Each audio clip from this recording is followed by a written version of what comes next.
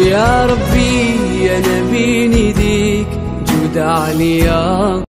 Kamu berhasil, kamu layak membahagiakan orang-orang yang dekat dengan kamu. Ini konsepnya. Oke, makanya saya bicara dengan kamu. Oke, maka kita mulai dengan baca basmalah. Bismillahirrahmanirrahim. Hadirkan kasih sayang Allah dalam hatimu. Hanya dengan itu kita bisa meraih hidup lebih damai dan indah. Hadirkan kasih sayang Allah dalam jiwamu. Hanya dengan itu kita bisa meraih dan terbang lebih tinggi. Karena rahmat Allah sangat dekat dengan kita. Bukankah Allah berkata, rahmatku lebih dekat daripada kemarahanku kepadamu. Lalu kenapa kita tak percaya kepadanya? Maka karena itu buktikan dengan apa yang kamu lakukan. Oke, maka sekarang saya bilang kamu harus belajar untuk melihat masa depanmu. Masa lalu silakan masa lalu itu. Tapi yang penting adalah masa depan. Kamu adalah generasi masa depan, bukan generasi masa lalu. Apapun masa lalumu silakan. Gelap, putih, hitam semuanya silakan. Tapi kamu harus yakin masa depanmu lebih baik dari itu. Mau? Setuju? Sepakat? Sepakat? Setuju? Oke.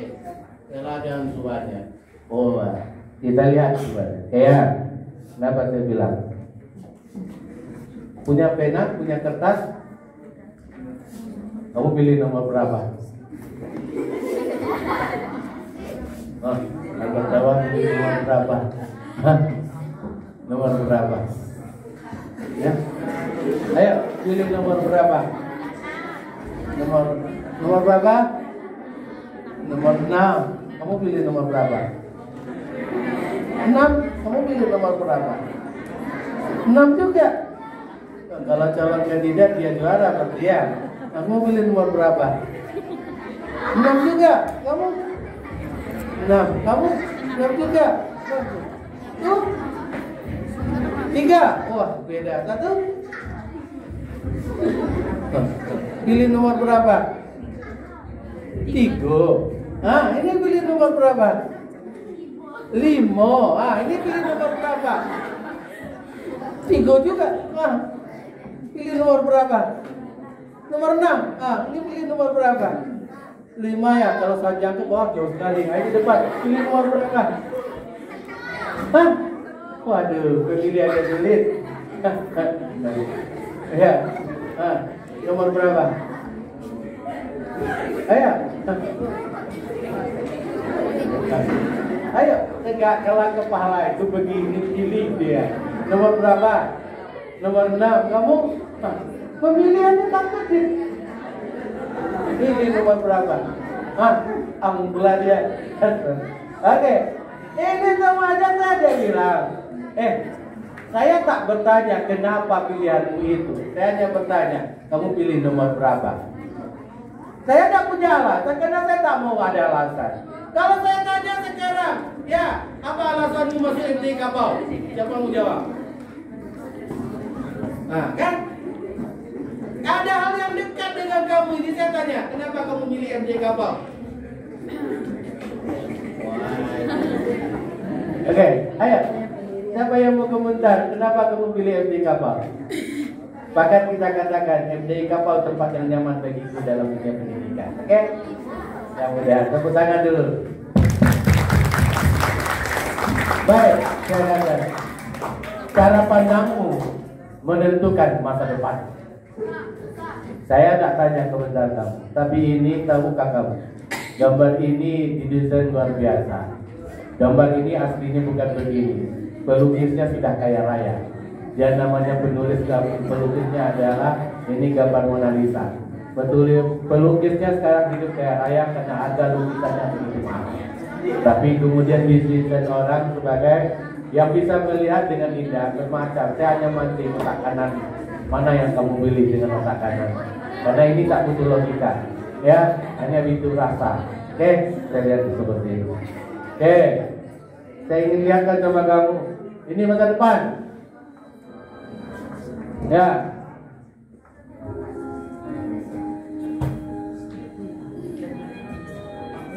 Tanyakan pada dirimu.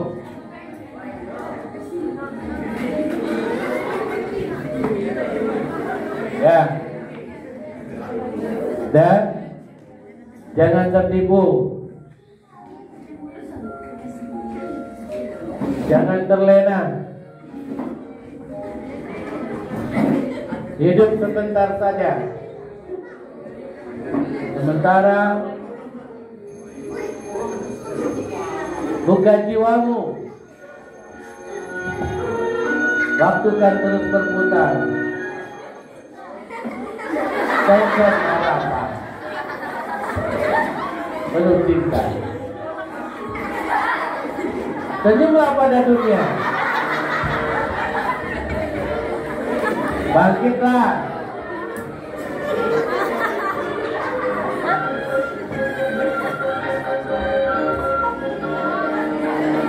Ingatlah semua anugerahnya.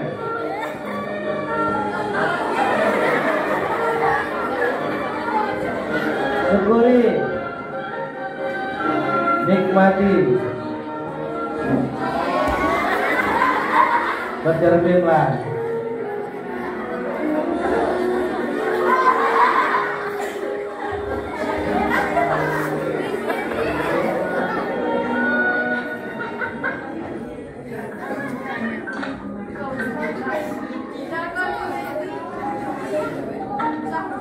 Pengabdian setia.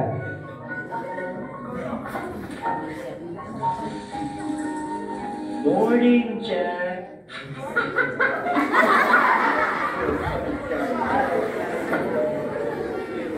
Laksanakan tugas, pikul peran, tunaikan amanah dengan harap dan keyakinan. Yeah, I gotta go get Ray, okay? Raih kemuliaan. Ya. Ya.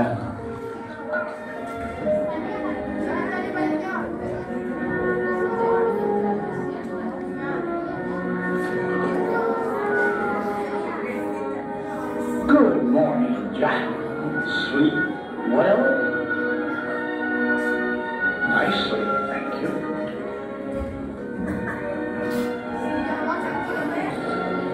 Itulah hidup. Ya. Itulah hidup. Graduates, Pastikan Anda bukan simpel. Anda adalah manusia. Yakin? Yang tidak yakin jadi manusia berapa orang? Hah? Yang tidak yakin jadi manusia? Ini yakin manusia ini.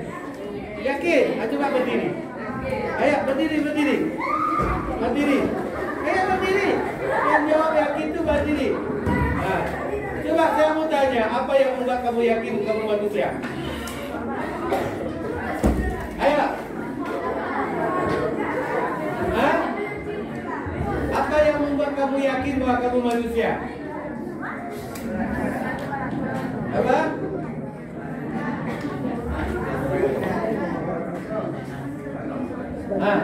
Jawab aja, enggak apa-apa. Saya dengar ke sini.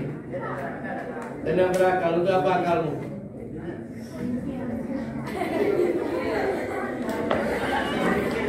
Apa yang kamu pikirkan? Iya. Saya tanya itu, enggak apa-apa. Apa yang kamu pikirkan? Masa depan, itu apa ini? Oke, saya tanya ini jawabannya. Itu saya, ini pondok pesantren. Saya jawab pertanyaan ini. Saya katakan di satu sesen, saya dikatakan oleh guru saya, apa saya sedang berhadapan dengan manusia atau tidak? Ya. Saya tanya ini, ya, ada manusia yang digambarkan oleh Allah dengan kalimat begini. Ya, gambarannya begini. Ada manusia yang punya mata tapi tak bisa melihat.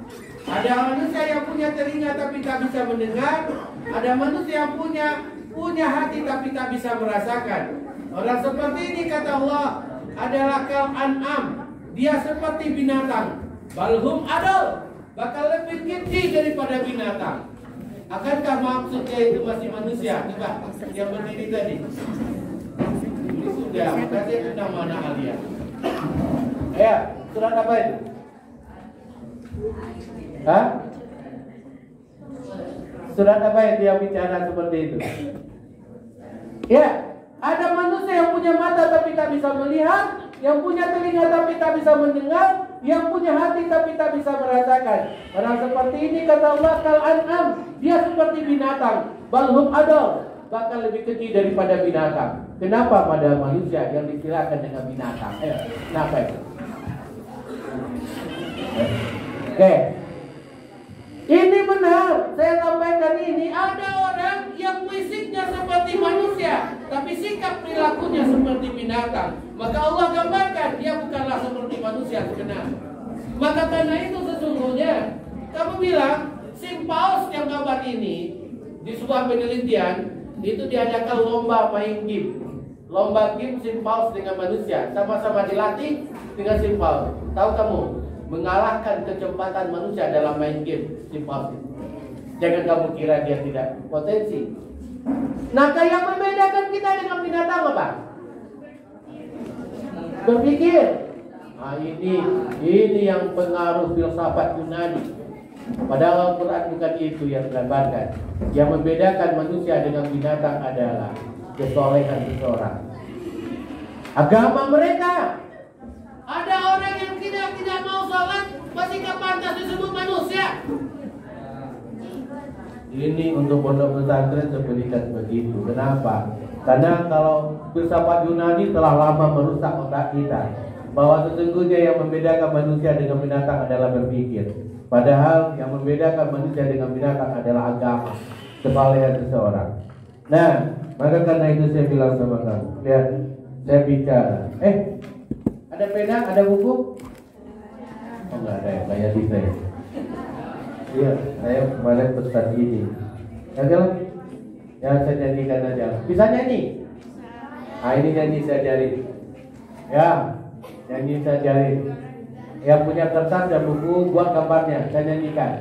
Dan lingkaran kecil, lingkaran kecil, lingkaran besar, lingkaran kecil, lingkaran kecil, lingkaran besar. Diberi pisang, lalu dimakan. Diberi lengkung, melengkung-lengkung. Enam diberi satu, enam diberi sudut. Ada yang menggambar? Ya, angkat gambarnya. Ayo, siapa yang menggambar kayak apa? Hah? Ya ada? Ya udahlah. Saya ada yang, karena kamu nyanyi, saya yang gambar. Ayo nyanyi. 1, 2, 3. Lingkaran kecil, lingkaran kecil, lingkaran besar. Kecil, lingkaran kecil, lingkaran besar. Diberi pisang, lalu dimakan. Diberi lengkung, melengkung-lengkung. Enam diberi satu, enam diberi siku. Oke, tepuk tangan dulu. Ini tahu kamu dah. Kalau kecil nyanyi ini sebenarnya sederhana, tapi filosofinya tinggi. Sekecil apapun dia, digabung dengan yang tua, dia akan menjadi sesuatu bentuk yang luar biasa. Kapal ke depan akan luar biasa jika sinergisitasnya lebih hebat, perpaduannya lebih indah. Siswa punya ketaatan hebat, guru pun mematuhinya, dan kita bersatu membangun pondok ini menjadi pondok yang punya harapan masa depan. Tepuk tangan dulu. Dia bukan kumpulan ini. Bagaimana rajinnya seorang guru ingin mengajarmu, tapi kehadiranmu tak pernah ada, kamu tak akan dapat apa-apa. Bagaimanapun niat ikhlasnya seorang guru dari rumah ingin mendidik dan mengajar, tapi ketika kamu tak bersungguh-sungguh, tidak. Saya selalu bilang sama anak-anak saya di sekolah, orang pintar hanya bisa dikalahkan dengan orang yang sungguh-sungguh. Ingat itu. Orang pintar akan bisa dikalahkan oleh orang sungguh-sungguh. Maka akan sangat sulit orang pintar yang sungguh-sungguh akan dikalahkan. Maka karena itu, ketika ada orang pintar dikalahkan orang sungguh-sungguh, dan orang pintar sungguh-sungguh akan dikalahkan oleh anak yang ikhlas. Pintar sungguh ikhlas, kekuatan dalam hidup. Kalau kamu ingin menjadi orang hebat, jadikan kepintaranmu, kesungguhanmu dibalut dengan keikhlasan yang hebat. Maka kamu mahasiswa pasti tak terkalahkan dalam hidup. Percaya. Ya. Maka karena itu bangun pondok ini dengan keikhlasan hebat. Bangun dengan kesungguhan yang luar biasa. Jangan tanya apa yang kamu berikan itu, tapi tanyakan pada Tuhan, terimalah ini sebagai keridhaan. Karena itu proses hidup kita. Bagaimana? Kamu akan menjadi orang luar biasa jika kesungguhanmu kamu balut dengan keikhlasan. Kenapa sesungguhnya? Karena bukan, saya ingat kalimat yang berikan. Ingat, ada kalimat. Banyak orang yang melakukan pekerjaan besar dengan jiwa yang kecil. Tapi sangat sedikit orang yang mengerjakan yang kecil dengan jiwa yang besar. Maka karena itu, apapun yang kamu kerjakan, besarkan jiwa dan harapan, maka kamu pasti akan jadi orang hebat. Karena ya, lanjut. Kamu tahu ini? Ini dia. Maka saya belajar dengan setting.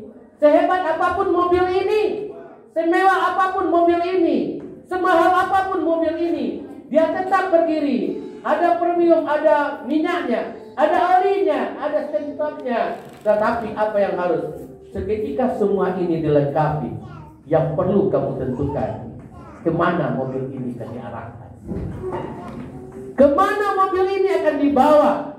Maka itulah dia. Maka sehebat apapun kamu, sekuat apapun kamu, sesungguh-sungguh apa kamu harus tentu arah mana yang akan kamu tuju. Tentukan di sini sekarang. Tentukan. Kenapa? Kamu tak bisa berjalan kalau tak punya arah. Kamu tak akan dikatakan sampai pada sesuatu kalau kamu tak pernah menuju itu. Maka kalau kamu ingin hebat, tentukan arahmu sekarang. Tentukan mimpimu hari ini. Tentukan cita-citamu hari ini. Bukankah pemain hebat yang bernama Ronaldo di usia 8 tahun pertama kali dia menyepak bola, di umur 9 tahun dia sudah tentukan akan menjadi juara dunia? Bukankah dia orang pemain tangguh di dalam Valentino Rossi di atas jalan raya? Dia pertama kali naik motor ketika dia usia 9 tahun, umur 10 tahun dia sudah nyatakan dia akan juara MotoGP. Tidak ada orang-orang sukses yang tidak punya mimpi dalam hidup ini. Allah Akbar. Maka karena itu, kalau kamu ingin jadi hebat, tentukan hari ini. Buat dirimu menjadi orang-orang yang luar biasa. Berubahlah sesaat karena. Kalau tidak berubah, kamu akan menjadi masa lalu selamanya. Jadi karena itu saya bilang pada kamu, ingat, tentukan arahnya. Hari ini kita mencoba menentukannya. Saya katakan padamu, ini sebuah film. Mungkin kamu lihat film ini, bagaimana kekuatan mimpi, the power of dream, bagaimana kekuatan mimpi dalam hidupnya. Ini dia memimpikan bagaimana Paralympic Games. Dia tidak punya kaki yang utuh seperti kamu, tapi mimpinya lebih kuat dari dirimu. Dia bermain di atas kursi roda, tapi punya mimpi yang hebat dari kamu. Dia tidak punya kaki, tapi ingin menjadi sang perenang luar biasa. Dia banyak orang yang tidak punya tangan, tapi dia sang juara dalam kolam renang. Tapi kita punya kelengkapan, tidak jadi apa-apa dalam hidup ini. Lihatlah mereka, saya mohon maaf padamu. Tapi ini adalah salah satu. Di atas kursi roda dia mengukir prestasi. Di atas kursi roda dia pernah bermimpi. Dan dia ingin wujudkan mimpi itu menjadi kenyataan. Maka karena itu sesungguhnya saudaraku, jangan pernah berhenti bermimpi. Seperti apapun kondisi fisikmu, jangan terlalu sibuk memikirkan fisik, tapi lupa bermimpi dalam hidup kamu. Lihatlah mereka tidak punya jari-jari, tapi mereka perenang luar biasa. Dia adalah orang-orang yang tangguh. Lewat itu harumkan nama bangsanya. Lewat itu mereka berjuang tak henti-hentinya. Lihatlah orang-orang yang bangga dengan impian-impiannya. Fisik tidak menentukan segalanya, tapi yang paling menentukan adalah jiwa yang ada di dalam fisik itu. Maka karena itu berjuanglah. Lihatlah, inilah orang-orang yang bisa mengeluh, tidak punya kaki utuh seperti kita. Ini orang-orang yang bisa mengeluh, tapi tidak melakukan itu untuk dirinya. Walaupun dia punya kekurangan, tapi dia punya mimpi yang besar. Wahai saudaraku, banggakan hatimu dan jiwamu untuk memberikan kebahagiaan pada orang di sekitar. Maka karena itu sesungguhnya di atas kursi roda seorang ibu muda mengukir prestasi. Mungkin kan kalau orang merendahkan dia, kalau ada orang yang merendahkan mungkin, tapi bukan itu yang dia pikirkan dalam hidupnya. Yang dia pikirkan adalah bagaimana bisa berprestasi, bagaimana bisa berbuat, bagaimana bisa mewujudkan mimpinya, bagaimana bisa mewujudkan cita-citanya. Lihatlah, di sebelah kakinya itu adalah besi, di sebelah kakinya itu tak ada lagi, tapi mereka tak pernah berhenti berbuat. Saudaraku, jangan sesali dirimu hari ini. Jangan sesali dirimu dari mana kamu terlahir, tapi sesali nanti kalau kamu tak bisa berbuat apa-apa dalam hidup ini. Sesalilah nanti ketika kamu tak bisa melakukan apa-apa dalam hidup ini. Maka pandanglah hari ini, saudaraku, anakku semua, berbuatlah dengan apa yang kamu miliki. Jangan menunggu, karena menunggu membuat kesalahan diri. Lihatlah, hari ini kita bisa berbuat. Lihat apa yang menjadi kekuatan bagimu. Mimpi, hati.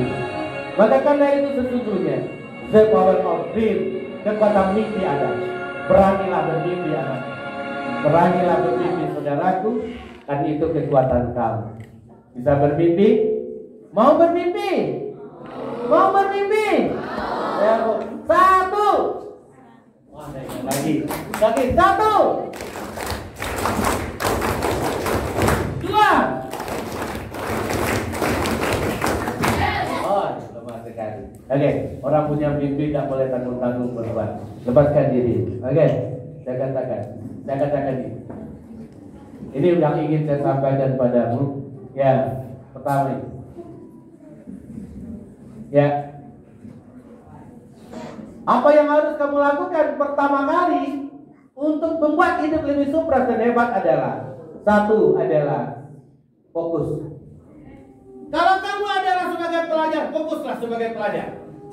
Belajarlah sungguh-sungguh, maka kamu akan menjadi orang luar biasa. Ini cahaya benar. Lihat cahaya ini, dia bisa menerangi bumi. Bahkan lampu ini bisa menerangi ruang ini. Tapi kekuatan hanya untuk menerangi. Tapi ketika dia fokuskan, sinarnya bukan ini namanya sinar laser. Dia bisa meledakkan bukit yang tinggi. Dia bisa meledakkan batu yang besar ketika kamu fokuskan sinarnya. Maka karena itu, kamu bisa mengkaji yang lebih besar, yang bahkan orang lain tak perkirakan ketika kamu bisa fokus dalam hidup. Fokuslah belajar. Jangan fokus main game. Di saat belajar kamu pikirkan game. Salah. Jangan kamu berfokus apa?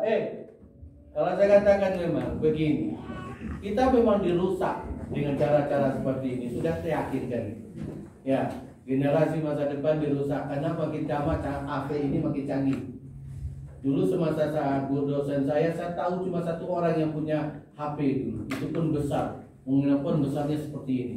Itu pun karena dia sudah pengusaha, Bapak Gus Pardigaus namanya. Karena dia pengasuh kepada pengurus OPEC. Dialah satu-satunya di yang itu yang pakai HP. Tapi sekarang apa? Hampir semua orang. Karena HP sebuah fitur semua terus akan berubah. Ingat, kau tahu mimpinya. Mimpi Bapak HP itu adalah, ingat semua katakan tadi, bahwa sesungguhnya setiap saat akan berubah dan berubah terus. Ingat, yang tidak mau berubah pasti kalah. Dulu dikagumi HP Nokia. Siapapun yang megang Nokia itu. Tapi apa yang terjadi? Yang terjadi adalah ketika Nokia tak mau berubah, dia tidak mau merubah dari Android, dia kemudian terpaku dengan kekaguman bahwa dengan HP itu dia akan bertahan kelak, tapi dia tak tahu bahwa dunia tetap berubah, Samsung tetap berubah, cepat berubah. Dia ambil Android, sekarang Nokia tertinggal, masuk ke dunia Samsung, baru muncul iPod dan sebagainya, semua bertaruh. Tahukah kamu, ada namanya Kodak dulu. Kodak itu tukang foto itu filmnya bagus-bagus, ya kan? Salah satu pegawai terbaiknya mengusulkan kepada pemilik Kodak itu, Pak, sekarang sudah ada di era digital dan kita tidak perlu pakai film panjang-panjang itu. Sekarang sudah ada dimensi yang bagus dalam dunia perfotoan. Tapi kemudian Kodak tak mau menerima karyawannya yang seperti itu. Dia karyawannya keluar, lalu dia buka sendiri kecil-kecilan, lalu kemudian dia tawarkan, diterima. Kemudian Kodak mati. Sekarang setiap HP punya kamera digital. Jadi semua akan berubah sangat drastis. Apakah kita akan berkuat nanti? Allah malam. Dan perubahan pasti akan terjadi terus-menerus. Yang tidak mau berubah pasti tergila waktu. Kalau kamu tidak berubah, ingat, ini kapal ini elok. Kapal ini makmur, indah, dipandang sawah yang luas, menghijau luar biasa. Tapi ingat, dalam buku Megatrend Asia saya bacanya, orang mimpinya lebih tinggi. Siapa tahu, yakinkah kamu nanti bahwa kapal akan menjadi seperti ini terus? Tidak. Karena boleh jadi mimpi orang Cina, dia akan menggantikan penjual-penjual goreng itu di tepi jalan. Boleh jadi nanti kita akan menjadi tamu di negeri kita sendiri. Kalau kamu tak menguasai ilmu pengetahuan, kalau kamu tak mengerti bahasa orang lain, dan kamu tak bisa belajar dengan bagus, maka kamu akan menjadi tamu di negeri kamu sendiri. Ini para ustadz akan berganti.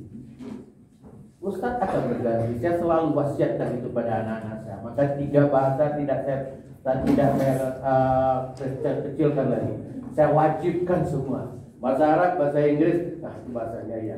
Karena terjemah kitab harus bahasa Inggris. Maka kenapa sungguh bahasa Inggris harus datang? Saya datangkan orang dari mana? Memang saya bayar mahal agar anak-anak siap sore itu bahasa Inggris semua. Saya datangkan alumni Pare yang datang dari perkampungan Inggris. Kenapa? Hanya itu mengubah mereka, mengubah. Maka sekarang saya katakan pada kamu, kalau kamu tak mau berubah, maka kamu digilas oleh waktu. Mau berubah? Mau berubah? Apa yang berubah? Berubah cara-cara salah menjadi yang terbaik. Tinggalkan kebiasaan. Kalau lebih dominan main HP ketimbang belajar, kamu tergilas. Karena pimpinan orang-orang Yahudi memang sengaja ini untuk dikonsumsi oleh orang Indonesia. Karena Islam kuat di Indonesia, banyak di Indonesia, maka dia akan jadi lemah. Kayaknya sampai sekarang, alhamdulillah pondok pesantren saya sejak awal corona sampai hari ini, belum pernah saya liburkan anak-anak saya, kecuali ada libur semester. Tidak ada saya ujian daring itu ada saya. Tidak pernah saya ujian daring, nggak mau saya. Kenapa Islam diperbodoh diterima? Generasi diperbudak diterima, generasi diperbodoh kita terima. Kita berpikir kepada tempat yang lebih tinggi, kepada Allah. Kita punya keyakinan yang hebat, tapi takut dengan corona. Jangan. Berhati-hati itu benar, tapi menakutkan itu adalah sesuatu yang salah. Takut cuma pada satu siapa? Allah. Yakinkan itu. Maka sampai sekarang sejak awal corona tahun 19, alhamdulillah belum pernah saya libur-liburkan anak-anak saya. Nah, ada yang anak saya daring, karena tidak mungkin saya daringkan. Kenapa? Jauh di kampung-kampung sana, mau daring kemana dia cari internet? Bahaya lagi. Kadang-kadang daring, berkali anak sama ibu minta belikan HP.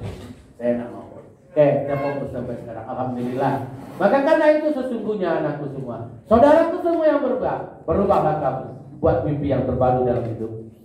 Katakan, spesial itu apa? Ini dia spesial. Kamu mau jam ini? Hah? Mau jam ini dah? Mau. Siapa yang mau? 1, 2, 3, 4, 5, 6. Kitanya saja tidak mau. Kamu tahu harganya? Ini dia.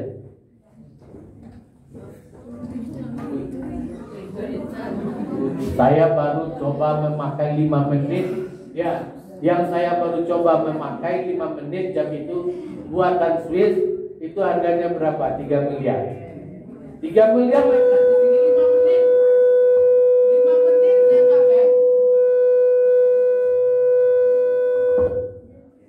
5 menit saya pakai, kemudian saya berikan kepada pemiliknya. Tentu tidak bertemu dia turun pesawat. Saya pakai di atas pesawat. Turun pesawat dan bertemu dia, pusing. Saya lihat pemiliknya sudah pada keringat, saya apa lagi? 5 miliar, 3 miliar mau dicari. Coba bayangkan. Akhirnya apa? Rupanya anaknya sudah masukkan ke dalam tas bapaknya. Tapi bapaknya tidak tahu, saya juga tidak tahu. Jenak, di atasnya mutiara semua. Kamu mikir tidak ada? Yang dulu tahun 2018 ini, jam segini hanya dicetak 10 buah di dunia. Maka pemiliknya sangat terbatas. Oke, ada yang mau? Mau aja enggak, aku gak bayangkan. Gimana mau maju, mau aja enggak? Saya katakan padamu, maaf saya takut dia, tapi saya ingin membakar kalian.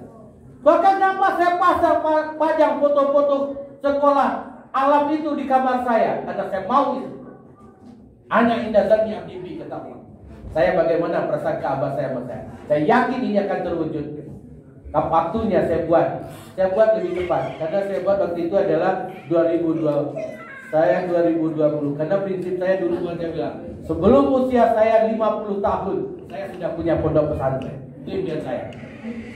Maka akhirnya Pak, berarti 10 tahun selewat 2020 saya sudah apa? 2022 saya genap ibu saya 50 tahun, maka berarti sebelum 2022 saya sudah harus punya pesantren. Makanya waktu saya memimpin Muhammad Nadis di pasar, saya bawa kijang butut. Saya bilang sama guru-guru, maaf Bapak Ustaz, saya bukan sombong. Saya hanya bilang begini sama kawan saya 3 tahun lagi mobil saya harus saya tukar. Hanya itu saja konsep dengan, karena saya percaya bukan karena apa. Saya hanya mengatakan anak Indah Zani Habibie. Saya bagaimana perasaan abah saya kepada saya. Maka saya berpikir untuk maju. Saya mau walaupun tak ada uang di saku saya. Saya mau walaupun belum ada di tangan saya. Tapi yang jauh itu akan saya bikin dekat. Yang berat itu saya bikin ringan. Yang sulit itu saya bikin mudah. Itu impian saya. Jadi satu saja mau aja tak bisa. Siapa yang mau jawab ini? 1, 2. Yang mau aja sulit, apalagi mau dapatkan. Mau saja sulit. Coba berpikirlah maju, mau aja. Siapa yang mau juara? Juara. Oke. Turun tangannya. Yang mau kaya?